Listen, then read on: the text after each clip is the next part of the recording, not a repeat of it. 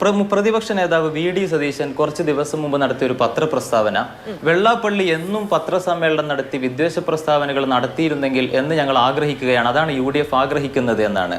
അപ്പോൾ ഒരു ഭാഗത്ത് വെള്ളാപ്പള്ളിയുടെ വിദ്വേഷ പ്രസ്താവനയ്ക്ക് വേണ്ടി ആഗ്രഹിക്കുന്ന ജമാഅത്തെ ഇസ്ലാമി മുതൽ മുസ്ലിം ലീഗ്, കോൺഗ്രസ് വരെയുള്ള ആളുകൾ, മറുഭാഗത്ത് വെള്ളാപ്പള്ളിയുടെ വിദ്വേഷ പ്രസ്താവനക്കും അതിനെതിരായിട്ടുള്ള CPM-ന്റെ തുറന്നടിക്കും കാത്തു നിൽക്കുന്ന BJP പോലെയുള്ള കക്ഷികൾ, ഇങ്ങനെ രണ്ടു വിഭാഗം വർഗീയമായ മുതലെടുപ്പിന് രണ്ടു ഭാഗത്ത് അണിനിരക്കുമ്പോൾ CPM അതിനെ കൈകാര്യം ചെയ്യേണ്ടത് അത്യധികം സൂക്ഷ്മമായ ഒരു രാഷ്ട്രീയ സമീപനത്തിലൂടെയാണ് എന്ന ബോധ്യം ഞങ്ങൾക്കുമുണ്ട്. കേരളത്തിൽ ഏറ്റവും കൂടുതൽ ഈഴവ സമുദായം അണിനിരക്കുന്ന ഒരു പാർട്ടിയാണ് CPM. അതിനെ ഭിന്നിപ്പിക്കാൻ, അതിൽ നിന്ന് അടർത്തി മാറ്റാൻ വേണ്ടി ഒരു ഭാഗത്ത് BJP നിലയുറപ്പിക്കുന്നു. ന്യൂനപക്ഷ സമൂഹത്തിന്റെ പിന്തുണ അടർത്തി മാറ്റാൻ ഭീകരമായ വർഗീയ ക്യാമ്പയിൻ ജമാഅത്തെ ഇസ്ലാമിയുടെ നേതൃത്വത്തിൽ UDF-ന്റെ ആശീർവാദത്തിൽ നടന്നുകൊണ്ടിരിക്കുന്നു. ഈ സാമൂഹിക സാഹചര്യത്തിൽ നിന്നുകൊണ്ട് അത്യധികം സൂക്ഷ്മമായി വേണം CPM അതിനെ കൈകാര്യം ചെയ്യാൻ. വെള്ളാപ്പള്ളി എന്നും ഇതുപോലെയുള്ള വിദ്വേഷ പ്രസ്താവനകൾ നടത്തിയിരുന്നെങ്കിൽ എന്നൊരാഗ്രഹം വി.ഡി. സതീശൻ പ്രസ്താവിച്ചു. ആ പ്രസ്താവനയിൽ നിന്ന് തന്നെ എങ്ങനെയാണ് കോൺഗ്രസ് വരുന്ന ഇലക്ഷനെ നേരിടാൻ പോകുന്നത് എന്നത് വ്യക്തമാണ്.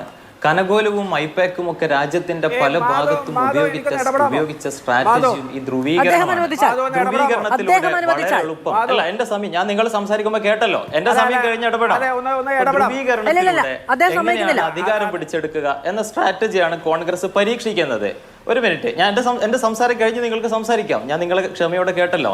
ഇപ്പോ കഴിഞ്ഞ നിലമ്പൂർ ഇത് സംസാരിക്കുമ്പോൾ സാജൻ സക്രിയക്കെതിരെ എന്ത് തന്നെയായാലും സാജൻ സക്രിയ കേരളത്തിൽ ഉണ്ടാക്കിയ വർഗീയ വിദ്വേഷ പ്രചരണങ്ങളുടെ 7 അയലത്ത് വെള്ളാപ്പള്ളി ഇതുവരെ എത്തിയിട്ടില്ല എന്നത് എല്ലാവർക്കും അറിയുന്നതാണല്ലോ. ആ സാജൻ സക്രിയക്ക് വേണ്ടി ശക്തമായ പ്രസ്താവനയുമായി രംഗത്ത് വന്ന സാജൻ അറസ്റ്റ് ചെയ്ത് കേരളത്തിലെ മതേതര സമൂഹം മുഴുവൻ സന്തോഷിക്കുമ്പോൾ അറസ്റ്റ് ചെയ്ത ഭരണകൂടത്തിനെതിരെ പ്രസ്താവനയുമായി രംഗത്ത് വന്ന ആളാണ് ഈ വി.ഡി. സതീശൻ. മാത്രമല്ല, നിലമ്പൂർ ഇലക്ഷന്റെ സമയത്ത് അദ്ദേഹം നടത്തിയ പ്രസ്താവന എന്താണ്? ജമാഅത്തെ ഇസ്ലാമിയെ വെളുപ്പിക്കാൻ കേരളത്തിൽ ഇന്നേ വരെ ഏതെങ്കിലും രാഷ്ട്രീയ കക്ഷികൾ നീക്കുപോക്കുകൾ നടത്തിയിട്ടുണ്ടെങ്കിൽ അവരാണ് മറുപടി പറയേണ്ടത്.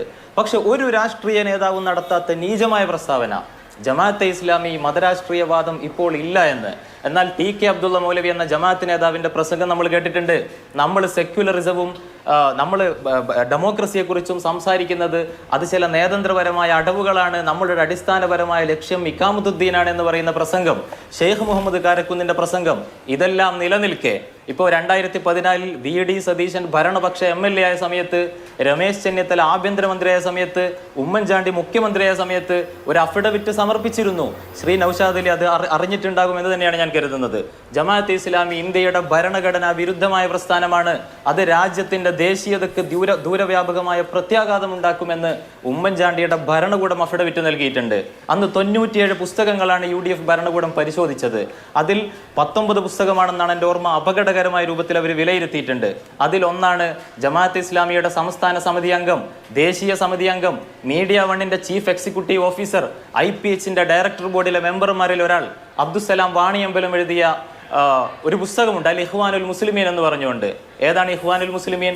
ബ്രദർഹുഡ്. അറബ് മുസ്ലിം രാഷ്ട്രങ്ങൾ പോലും നിരോധിച്ച ആഗോള തീവ്രവാദ സംഘടന. ആ തീവ്രവാദ സംഘടന അറബ് മേഖലയിൽ നടത്തുന്ന പദ്ധതിയുടെ ഇന്ത്യൻ ഉപഭൂഖണ്ഡത്തിൽ ഉത്തരവാദിത്തം ഏറ്റെടുത്ത പ്രസ്ഥാനമാണ് ജമാഅത്തെ ഇസ്ലാമി എന്നാണ് സലാം വാണിയമ്പലം ആ പുസ്തകത്തിൽ എഴുതി വെക്കുന്നത്.